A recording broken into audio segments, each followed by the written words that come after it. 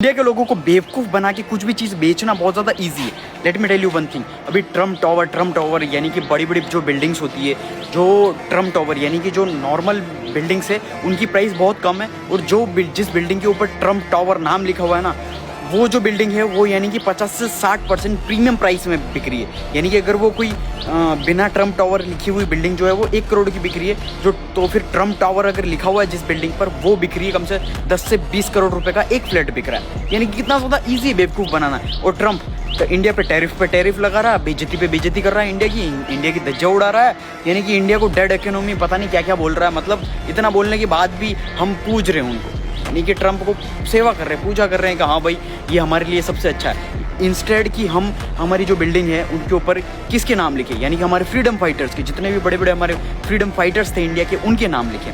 और सिर्फ इसी बेवकूफ़ी की वजह से, इसी प्रीमियम यानी कि ये एक्स्ट्रा पैसा देने के चक्कर में हम सिर्फ ट्रम्प को, यानी ट्रम्प चाचा को हम फ्री ऑफ कॉस्ट 200 से 300 करोड़ रुपए ऐसे ही दे रहे हैं फालतू बेवकूफ़ों की तरह। एज ए इंडियन क्यों दे रहे हैं? सिर्फ और सिर्फ लाइसेंसिंग की, कि उसका नाम लिखा हुआ है इसीलिए पैसा दे रहे हैं। यानी कि इंडिया से वो 200 से 300 करोड़ यानी कमा चुका होगा लाइसेंसिंग, सिर्फ और सिर्फ लाइसेंसिंग के नाम पर। यार सोच के देखो।